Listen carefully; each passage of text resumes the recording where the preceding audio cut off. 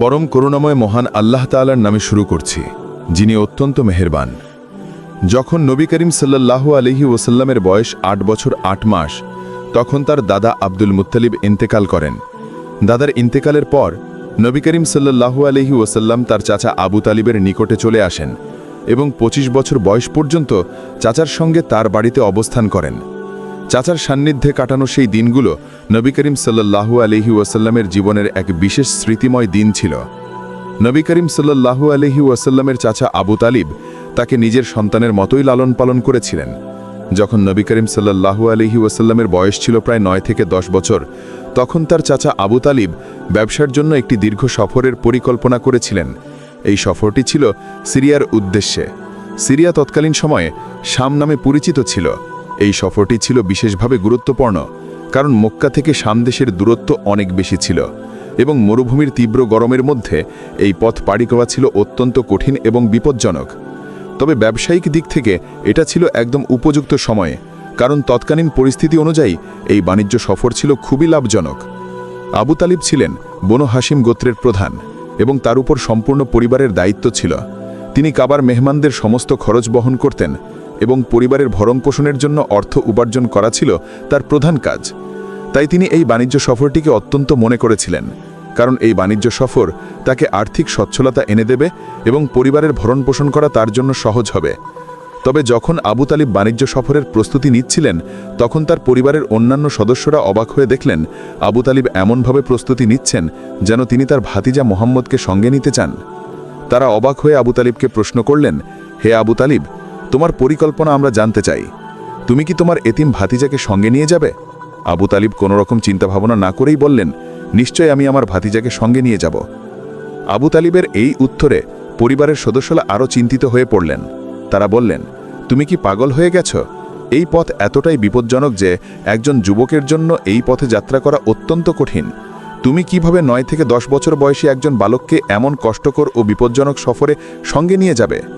মরুভূমির এই পথে পানি পাওয়া যায় না, গরমের তীব্রতা অস্বাভাবিক রকমের বেশি, চোর ডাকাতের আক্রমণের ভয় রয়েছে এবং অনেক সময় এই পথে কাফেলার পশু পর্যন্ত মারা যায়।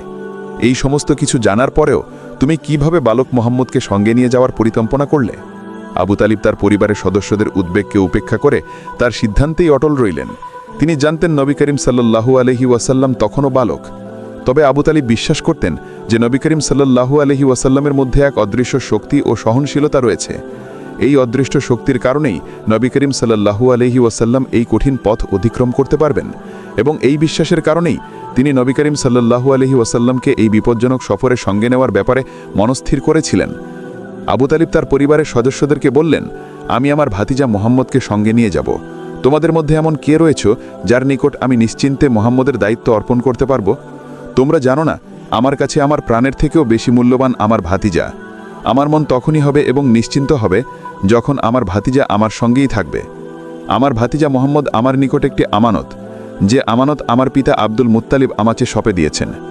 আবু তালিবের এই দৃঢ় সংকল্প দেখে পরিবারের সদস্যরা নীরব হয়ে গেলেন।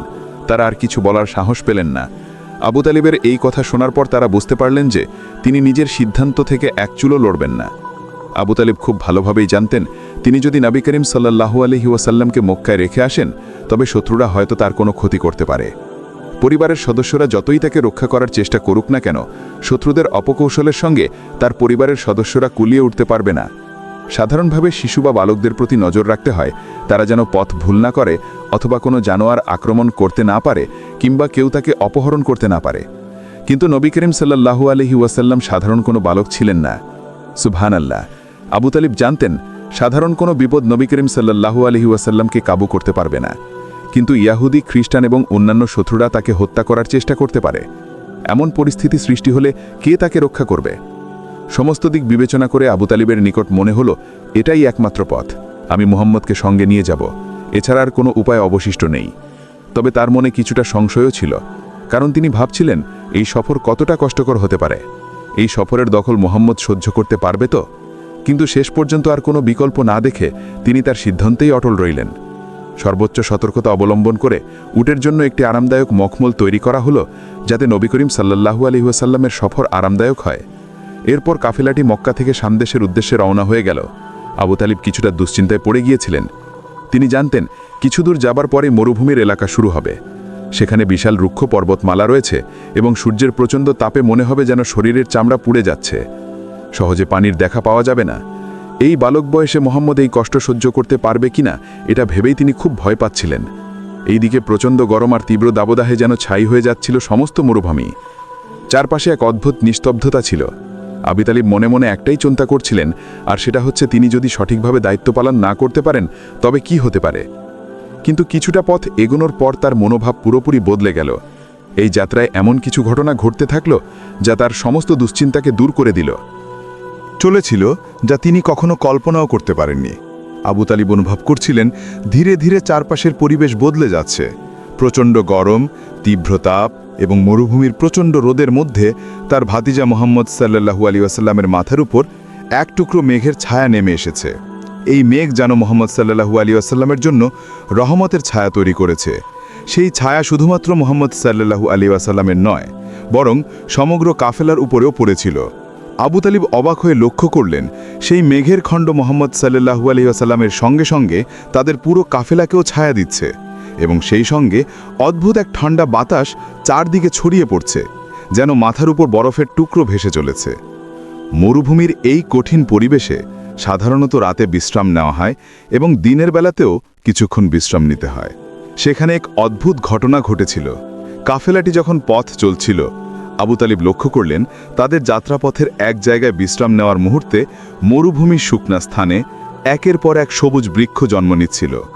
এটা ছিল অলৌকিক ঘটনা। যেখানেই এই কাফেলা বিশ্রাম নিত সেখানেই স্বয়ংক্রিয়ভাবে ছোট্ট একটি বাগান গড়ে উঠত, এবং সেই বাগানে ঠান্ডা বাতাস প্রবাহিত হতো। এই ঠান্ডা বাতাসে কাফেলা সদস্যদের ক্লান্তি দূর হয়ে যেত। আবু তালিব নিজের চক্ষুকে বিশ্বাস করতে পারছিলেন না। তিনি জানতেন এই রহমত তার ভাতিজার জন্য আসছে, এবং মোহাম্মদ সাল্লাল্লাহু আলাইহি ওয়াসাল্লামের বরকতের কারণেই কাফেলার সকল সমস্যা দূর হয়ে যাচ্ছে। কাফেলাটি ধীরে ধীরে আরবের সীমান্ত অতিক্রম করে অন্য একটি অঞ্চলে পৌঁছে গেল। দুপুরবেলা কাফেলাটি একটি শহরের নিকটে পৌঁছালো। এই শহরের নাম ছিল উসরা। কাফেলা বিশ্রাম নেওয়ার জন্য থেমে গেল। কাফেলার মানুষেরা একটি শুকনো বৃক্ষের নিকটে পৌঁছালো। সোয়ারির পশুগুলো থামলে নবী করিম সাল্লাল্লাহু আলাইহি ওয়াসাল্লাম সোয়ারি থেকে নেমে ওই বৃক্ষটির পাশে দাঁড়িয়ে নিলেন। যখন নবী করিম সাল্লাল্লাহু আলাইহি ওয়াসাল্লাম বৃক্ষটির পাশে দাঁড়িয়েছিলেন, তখন এই বৃক্ষটি সবুজ হয়ে উঠল। এই অদ্ভুত দৃশ্য দেখে সবাই অবাক হয়ে গেল। অন্যদিকে বৃক্ষটির পাতা শাখা প্রশাখা এমনভাবে বিস্তার লাভ করল যে মনে হচ্ছিল এই বৃক্ষটি কোনোদিনই শুকনা ছিল না। কাফেলার সবাই আরও অবাক হয়ে দেখল উক্ত বৃক্ষে 3 ধরনের ফলও ধরেছে। কাফেলার সবাই হতবাক হয়ে এই দৃশ্য দেখছিল। সাধারণত যখন কাফেলা বিশ্রাম নেয় তখন কিছুটা বিশৃঙ্খল হয়ে থাকে। কেউ সোয়ারি থেকে নামছে, কেউ এদিকে যাচ্ছে, কেউ অন্যদিকে। কিন্তু আজ এই পরিবর্তনের কারণ কেউ বুঝতে পারছিল না। সবাই অবাক হয়েছিল, কিন্তু শুধুমাত্র আবু তালিব জানতেন এর কারণ কি।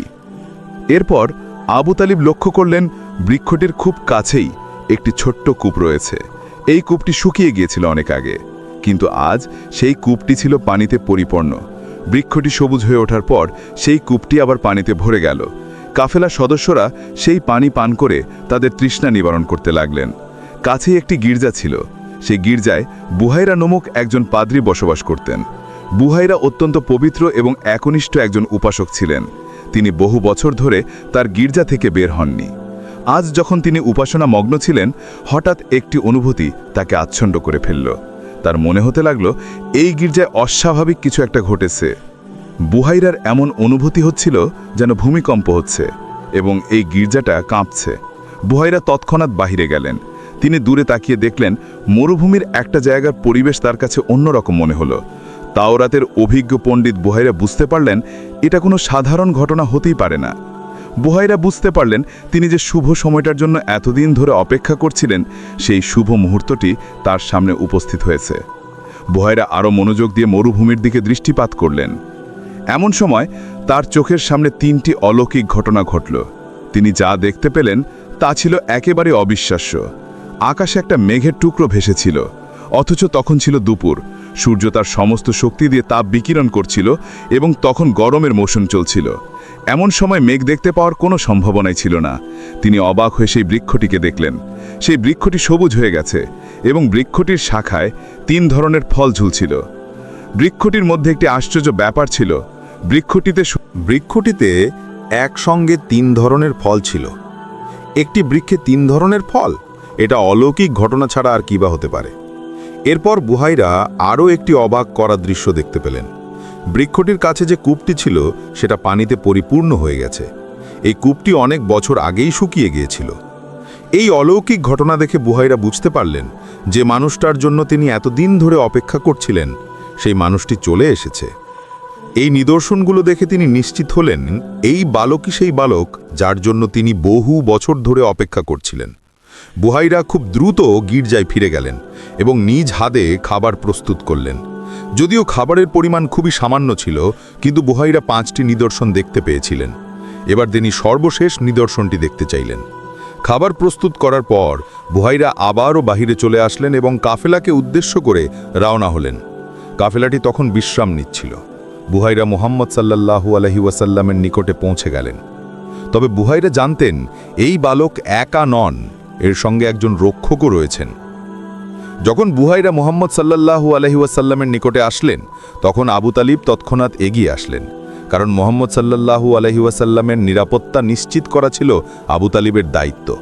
অবশ্য আবু তালিব এটাও জানতেন মহান আল্লাহ তাআলা তার ভাতিজাকে রক্ষা করবেন, তবু তার অন্তরের ভালোবাসা এবং দায়িত্ববোধ থেকে তিনি এগিয়ে এসেছিলেন। বুহাইরা আবু তালিবকে দেখে বুঝতে পারলেন এই ব্যক্তি সেই রক্ষক। বুহাইরা তখন জিজ্ঞাসা করলেন, এই বালকের সঙ্গে আপনার সম্পর্ক কি? আবু তালিব শান্তভাবে উত্তর দিলেন, এই বালক আমার পুত্র। আবু তালিবের এই কথায় বুহাইরা মুচকি হাসলেন এবং তিনি মনে মনে বললেন, তুমি এই বালকের পিতা হতেই পারো না। কিন্তু তিনি প্রকাশ্যে কিছুই বললেন না। বুহাইরা চুপচাপ কিছুক্ষণ চিন্তা করলেন, তারপর আবু তালিবকে বললেন, আমি এই বালকের জন্য কিছু পরিমাণ খাদ্য নিয়ে এসেছি। আপনি অনুমতি দিলে আমি এই খাদ্য এই বালককে খাওয়াতে চাই। আবু তালিব বুহাইরার এই প্রস্তাবে কিছুক্ষণ চুপ করে রইলেন। তারপর বললেন, আমি আপনাকে অনুমতি দিলাম। আবু তালিবের অনুমতি পেয়ে বুহাইরা কিছুটা বিভ্রান্তিতে পড়ে গেলেন। বুহাইরার নিকট এই সিদ্ধান্ত খুবই অদ্ভুত বলে মনে হচ্ছিল, কারণ আবু তালিব মুহাম্মদ সাল্লাল্লাহু আলাইহি ওয়াসাল্লামকে নিয়ে এতটাই সতর্ক, কিন্তু যখন খাবারের বিষয় আসলো তখন তৎক্ষণাৎ অনুমতি দিয়ে দিলেন। বুহাইরা খুব ভালোভাবেই জানতেন সেই সময়ে কারোর ক্ষতি করতে চাইলে খাবারে বিষ মেশানো ছিল সবথেকে সহজ উপায়। অন্যদিকে আবু তালিব জানতেন নবী করিম সাল্লাল্লাহু আলাইহি ওয়াসাল্লামের ওপর মহান আল্লাহ তাআলার বিশেষ রহমত রয়েছে। একবার ইহুদিরা মুহাম্মদ সাল্লাল্লাহু আলাইহি ওয়াসাল্লামকে নিমন্ত্রণ জানিয়ে ক্ষতিকর খাবার খাওয়ানোর চেষ্টা করেছিল, কিন্তু মহান আল্লাহ তাআলার ইচ্ছায় ইহুদিরা নবী করিম সাল্লাল্লাহু আলাইহি ওয়াসাল্লামকে সেই খাবার খাওয়াতে পারে নাই। তাই আবু তালিব নিশ্চিত ছিলেন যদি খাবারে খারাপ কিছু থেকেও থাকে তবু নবী করিম সাল্লাল্লাহু আলাইহি ওয়াসাল্লামের কোনো ক্ষতি হবে না।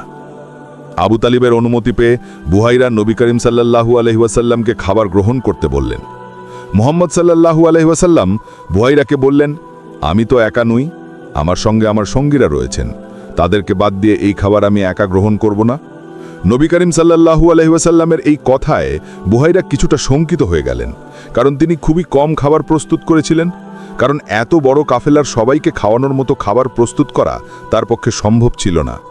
দ্বিতীয়ত সবাইকে খাবার খাওয়ানোর মতো এত খাবার তার কাছে ছিল না।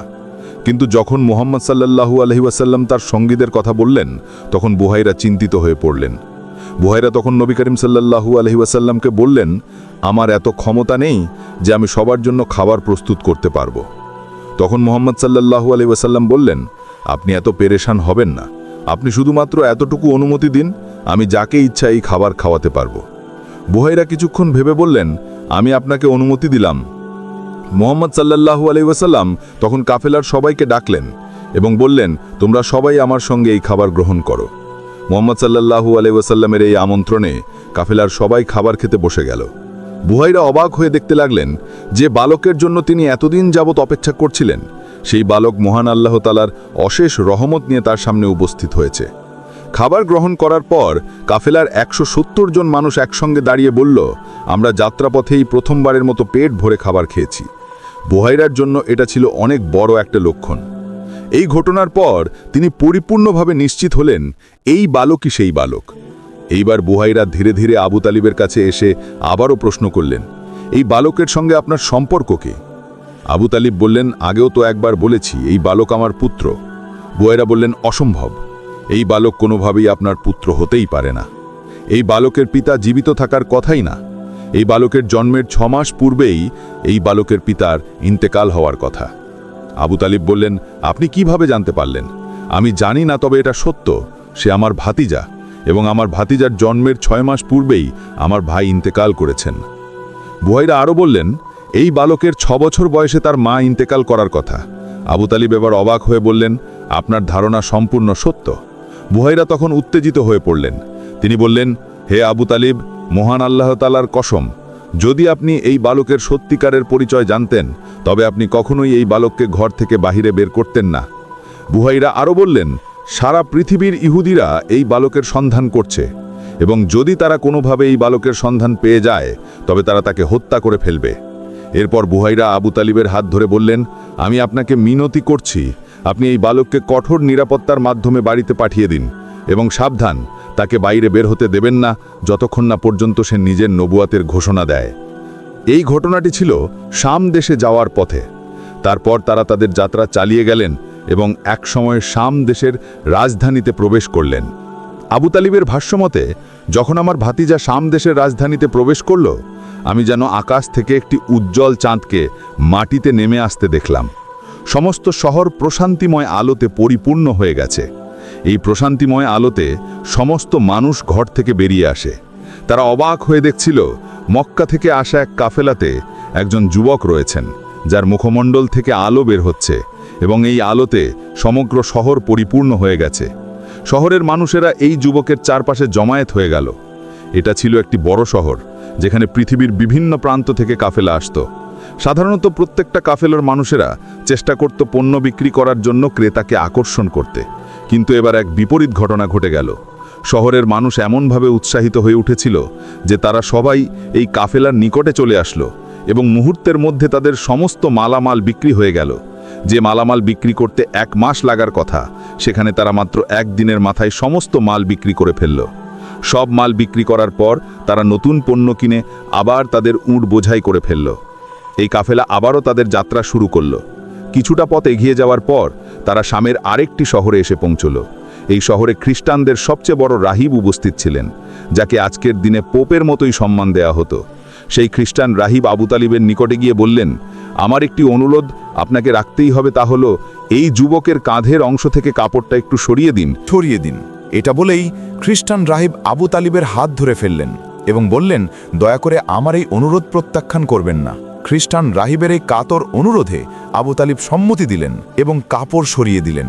খ্রিস্টান রাহিব নবী করিম সাল্লাল্লাহু আলাইহি ওয়াসাল্লামের নবুয়তের সিলমোহর দেখতে পেলেন, এবং তিনি নবী করিম সাল্লাল্লাহু আলাইহি ওয়াসাল্লামের সিলমোহরের উপর চুম্বন করতে লাগলেন। তার এই আচরণ দেখে আবু তালিব অবাক হয়ে গেলেন। এরপর খ্রিস্টান রাহিব আবু তালিবকে কঠোরভাবে বললেন, সাবধান, ভবিষ্যতে এই বালকটিকে কখনো মক্কা থেকে বাইরে নিয়ে যাবেন না, এবং এই কাঁধের সিলমোহর কাউকে দেখাবেন না। যদি এটা কেউ দেখতে পায়, তবে এই বালকের জীবন বাঁচানো খুবই কঠিন হয়ে যাবে। রাহিবের মুখে এই সতর্কবার্তা শুনে আবু তালেবের মনে গভীর চিন্তার সৃষ্টি হলো। তিনি বুঝতে পারলেন তার ভাতিজা মুহাম্মদ কোনো সাধারণ বালক নয়। তিনি এখন আরও সতর্ক হয়ে গেলেন, যেন নবী করিম সাল্লাল্লাহু আলাইহি ওয়াসাল্লামের নিরাপত্তা নিশ্চিত করতে কোনো রকমের ত্রুটি না হয়। নবী করিম সাল্লাল্লাহু আলাইহি ওয়াসাল্লামের কাফেলাতে আরও কিছু লোক ছিলেন। তাদের ভাষ্যমতে সমস্ত শহর তখন আবদুল্লাহর এতিম পুত্র এবং খ্রিস্টান রাহিবকে নিয়ে ব্যস্ত ছিল। আমরা তখন শহরের বাইরে যাওয়ার পরিকল্পনা করলাম। শহরের বাইরে গিয়ে আমরা এমন কিছু মানুষকে দেখতে পেলাম, যারা ইবাদত করতে করতে এতটাই দুর্বল হয়ে পড়েছিল যে তাদের মুখ দেখে মনে হচ্ছিল তারা যেন মুখে জাফরান মেখে নিয়েছে। তাদের মুখমণ্ডলে একটি নূর ছিল, যা ছিল তাদের ইবাদতের প্রতিফলন। তারা আমাদেরকে দেখে জিজ্ঞাসা করলেন, আপনারা নিশ্চয়ই মক্কা থেকে আগমন করেছেন? আমরা বললাম, আপনাদের ধারণা সত্য, আমরা মক্কার মানুষ। তারা আমাদেরকে বললেন, আমাদের সঙ্গে আমাদের আস্তানায় চলুন। তাদেরকে দেখে খুব ভালো মানুষ বলে মনে হচ্ছিল। তাদের দ্বারা আমাদের কোনো ক্ষতি হবে না। সেই জন্য আমরা তাদের সঙ্গে তাদের আস্তানার উদ্দেশ্যে গমন করলাম। আমরা যখন তাদের আস্তানায় পৌঁছালাম, তখন দেখতে পেলাম সেখানে অনেক মানুষ বসে ইবাদত করছেন। তাদের মধ্যে একজন বিশেষ পবিত্র ব্যক্তি ছিলেন। তিনি আমাদেরকে দেখে যেন একটু বিরক্ত হলেন। তার মুখে বিষণ্ণতার ভাব ছিল। তিনি যেন কারোর জন্য অপেক্ষা করছিলেন। তিনি আমাদের দিকে তাকিয়ে বললেন, আপনারা কি মক্কা থেকে এসেছেন? আমরা তার কথাই সম্মতি দিলাম। তিনি আরও জানতে চাইলেন, আপনাদের পরিবার সম্পর্কে বলুন। আমরা বললাম, আমরা মক্কার বনু উমাইয়া গোত্রের মানুষ। আমাদের এই কথা শোনার পর তিনি যেন আরও হতাশাগ্রস্ত হয়ে পড়লেন। তারপর তিনি বললেন, আপনাদের সঙ্গে এই বিষয়ের কোনো সম্পর্ক নাই।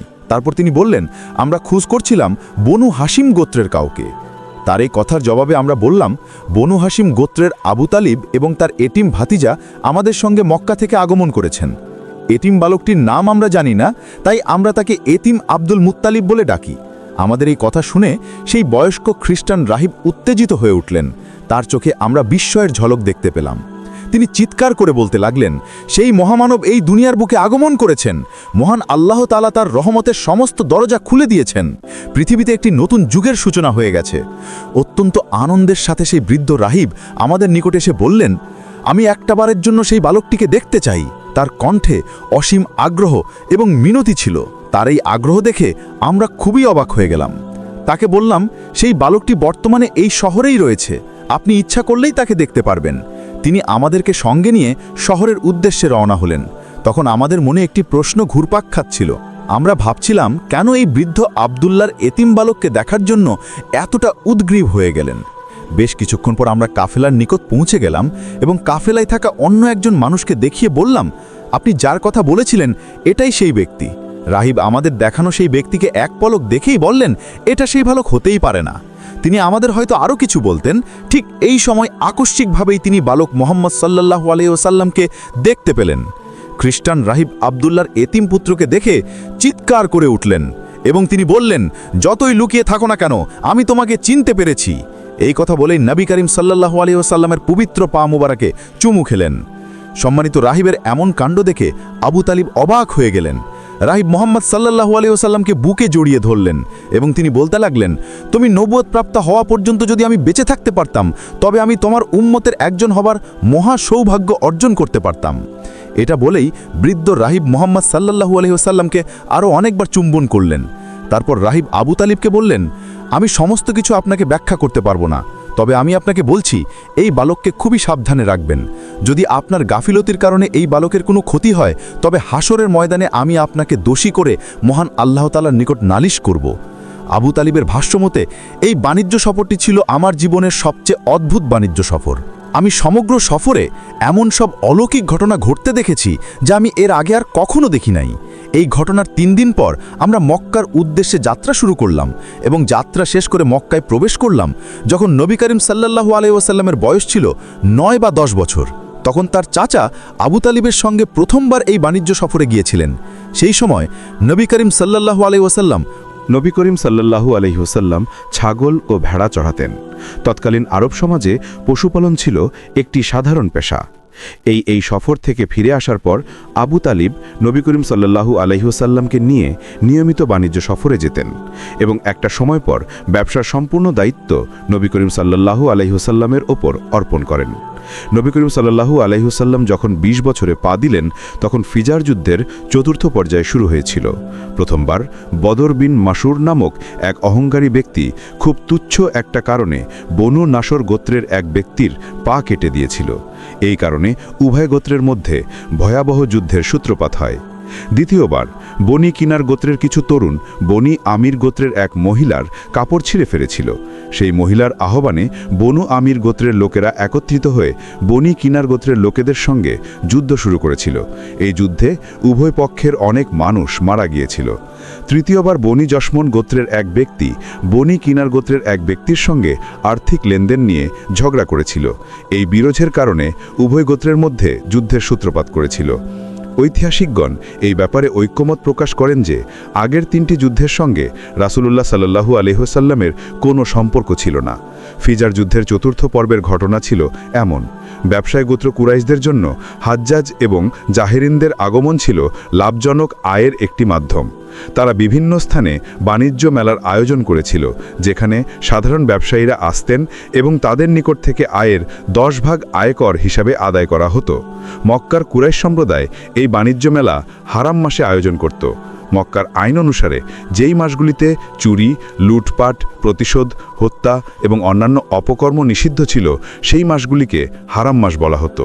এই মাসগুলি ছিল মুহররম, রজব, জিলকদ এবং জিলহজ মাস। যদি কোনোভাবে কেউ এই মাসে অপকর্ম করত, তবে তাকে ফিজার বলা হতো। ফিজার অর্থ অবৈধ কার্য। এই যুদ্ধটি যেহেতু হারাম মাসে সংঘটিত হয়েছিল, তাই একে ফিজার বলা হয়েছে। এটি ছিল হিজরতের ৩৭ বছর পূর্বে অর্থাৎ ৫৮৬ খ্রিস্টাব্দে। ফিজার যুদ্ধের একদিকে ছিল কুরাইশ এবং বনু কিনার গোত্র এবং অন্যদিকে ছিল বনু কায়েজ ও বনু হাওয়াজান গোত্র। কুরাইশ এবং বনু কিনার গোত্রের কমান্ডার ছিলেন হারব ইবনে উমাইয়া, যিনি মক্কা থেকে কিছুটা দূরত্বে ছিলেন। তবে এই যুদ্ধের পেছনে শুধুমাত্র রাজনৈতিক বাণিজ্যিক কারণ ছিল না, বরং একটি পুরনো শত্রুতাও এই যুদ্ধে ভূমিকা রেখেছিল। মক্কার একটি নির্দিষ্ট স্থানে প্রতি বছর একটি মেলা অনুষ্ঠিত হতো। এই মেলার নাম ছিল উকাইয়ার মেলা।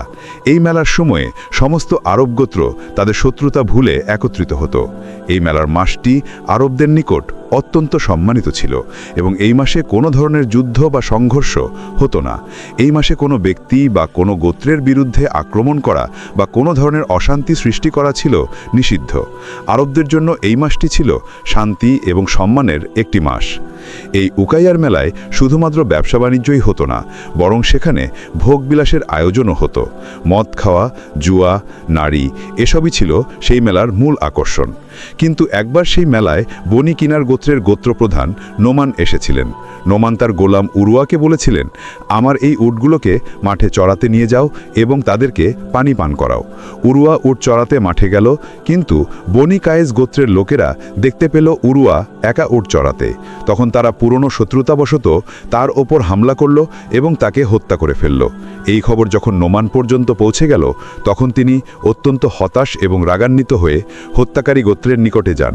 তাদেরকে বলেছিলেন, তোমরা আমার গোলামকে হত্যা করেছ, এখন তোমরা হত্যাকারীকে আমার হাতে তুলে দাও অথবা তার রক্তের বদলা আমাকে দিতে হবে। কিন্তু বনি কায়েজ গোত্রের লোকেরা স্পষ্টভাবে অস্বীকার করল। তারা বলল, আমরা হত্যাকারীকে কিছুতেই আপনার হাতে তুলে দেব না এবং রক্তের বদলাও দেব না। নোমান অত্যন্ত ক্ষুব্ধ হয়ে তাদের সঙ্গে আরও কঠিন ভাষায় কথা বললেন। এরপর নোমান একান্ত নিজের সিদ্ধান্ত গ্রহণ করলেন এবং তিনি নিজের গোত্রকে যুদ্ধের জন্য প্রস্তুত করলেন। এটাই ছিল সেই যুদ্ধের সূত্রপাতের ঘটনা। এই ঘটনার ফলে গোত্রগুলোর মধ্যে আবারও সম্পর্কের টানাপোড়েন শুরু হয় এবং তা অনেক বড় আকারে ছড়িয়ে পড়ে। এই ঘটনার মধ্য দিয়ে আরব সমাজের পুরনো শত্রুতা এবং প্রতিশোধের গল্পগুলো আবারও মাথাচাড়া দিয়ে উঠতে শুরু করে, যা পরবর্তীতে ফিজার যুদ্ধের মতো বৃহত্তর সংঘর্ষের জন্ম দেয়। যখন ফিজার যুদ্ধে চতুর্থ পর্যায়ে চলছিল, তখন নবী করিম সাল্লাল্লাহু আলাইহি ওয়াসাল্লাম মক্কায় ছিলেন। বনু হাশিম গোত্র যেহেতু এই যুদ্ধের নির্যাতিত গোত্রের পক্ষ নিয়েছিল, তাই মহান আল্লাহ তাআলার রাসূলও এই যুদ্ধে অংশগ্রহণ করেছিলেন। তবে মুহাম্মদ সাল্লাল্লাহু আলাইহি ওয়াসাল্লাম তার নিজস্ব পন্থায় এই যুদ্ধে অংশগ্রহণ করেছিলেন। তিনি কাউকে আঘাত করেন নাই, কাউকে তীর মারেন নাই। শুধুমাত্র তার চাচা আবু তালিবের ওপর আক্রমণ হলে তা তিনি প্রতিরোধ করতেন। ইসলামের আগমনের পূর্বে এটাই ছিল প্রথম এবং শেষ যুদ্ধ যাতে নবী করিম সাল্লাল্লাহু আলাইহি ওয়াসাল্লাম অংশগ্রহণ করেছিলেন। যুদ্ধ চলাকালীন সময়ে নবী করিম সাল্লাল্লাহু আলাইহি ওয়াসাল্লাম আবু তালিবকে যুদ্ধ বন্ধ করার ব্যাপারে পরামর্শ দিয়েছিলেন। নবী করিম সাল্লাল্লাহু আলাইহি ওয়াসাল্লামের পরামর্শে বনু হাশিম গোত্র যুদ্ধরত দুই গোত্রের সঙ্গে আলোচনায় বসেন এবং এই যুদ্ধের পরিসমাপ্তি ঘটে। কিছুদিন পর মক্কায় আবারও একটি নতুন ঘটনা ঘটে, আর তা হলো ইয়েমেনের বনু জুবাইদ গোত্রের একজন ব্যবসায়ী তার মালপত্র নিয়ে মক্কায় এসে ব্যবসা শুরু করেছিলেন। মক্কার একজন গোত্রপতি, যার নাম ছিল আশ, কিছু মালামাল নিয়ে টাকা দিতে অস্বীকৃতি জানায়। তখন ইয়েমেনের সেই ব্যবসায়ী মক্কার বড় বড় গোত্র প্রধানদের কাছে গিয়ে বললেন, আমাকে সাহায্য করুন। কিন্তু কেউ তাকে সাহায্য করতে রাজি হননি। তারা বলেছিলেন, আমরা আমাদের মক্কার ভাইকে ছেড়ে ইয়েমেনের অচেনা লোককে সাহায্য করতে পারব না। ইয়েমেনের ব্যবসায়ী যখন দেখলেন আলোচনার মাধ্যমে কোনো লাভ হচ্ছে না, তখন হারাম এলাকার ঠিক সামনে একটি পাহাড় ছিল যার নাম ছিল আবু কুবাইস। সেই সময় রেডিও, টেলিভিশন বা সংবাদপত্র ছিল না যেগুলোর মাধ্যমে বার্তা পৌঁছানো সম্ভব হতো। তখন একমাত্র উপায় ছিল আবু কুবাইস পাহাড়ের ওপর দাঁড়িয়ে ঘোষণা করা। কিছু বর্ণনায় রয়েছে, যখন নবী করিম সাল্লাল্লাহু আলাইহি ওয়াসাল্লাম রিসালাতের ঘোষণা করেছিলেন, তখন তিনি এই পাহাড়ে দাঁড়িয়ে মক্কার লোকদেরকে ডেকেছিলেন। যাই হোক, ইয়েমেনের ব্যবসায়ী আবু কুবাইস পাহাড়ে দাঁড়িয়ে ঘোষণা করলেন, মক্কার লোকেরা আমাকে সাহায্য করুন। যখন সে ডাক দিল, তখন লোকেরা ছুটে এসে হাজির হয়েছিল, কিন্তু মক্কার লোকেরা ইয়েমেনের ব্যবসায়ীকে দেখেই আবার ফিরে গিয়েছিল। এই সময় বনু হাশিম গোত্রের লোকেরা ইয়েমেনের ব্যবসায়ীকে প্রশ্ন করলেন, আপনার সমস্যা খুলে বলুন। তখন ব্যবসায়ী উঁচু কণ্ঠে বললেন, আমি তোমাদের শহরে মেহমান হয়ে এসেছি, ব্যবসা করতে এসেছি, কিন্তু তোমাদের একজন আমার মাল নিয়েছে, কিন্তু আমার পাওনা টাকা বুঝিয়ে দিচ্ছে না। নবী করিম সাল্লাল্লাহু আলাইহি ওয়াসাল্লামের সবচেয়ে বড় চাচা জুবাইর যখন এই কথা শুনলেন তখন তিনি ইয়েমেনের ব্যবসায়ীকে বললেন, যদি তোমার কথা সত্যি হয় তবে আমরা তোমাকে সাহায্য করব। এরপর তিনি 3-4 জন সঙ্গী নিয়ে সেই ইয়েমেনের ব্যবসায়ী টাকা উদ্ধার করে দিলেন, যিনি মক্কায় এসে প্রতারণার শিকার হয়েছিলেন। টাকা উদ্ধারের পর ইয়েমেনের ব্যবসায়ী সিদ্ধান্ত নিলেন তিনি আর মক্কায় ব্যবসা করবেন না। এরপর তিনি ইয়েমেনে ফিরে গেলেন। সুপ্রিয় দর্শক মণ্ডলী, প্রতিদিন নতুন নতুন ভিডিও পেতে আমাদের চ্যানেলটি অবশ্যই সাবস্ক্রাইব করুন এবং পাশে থাকা বেল আইকনটি প্রেস করতেও অবশ্যই ভুলবেন না। এবং সেই সাথে আপনার যে কোনো মতামত আমাদের জানাতে আমাদের ভিডিওতে অবশ্যই কমেন্ট করুন।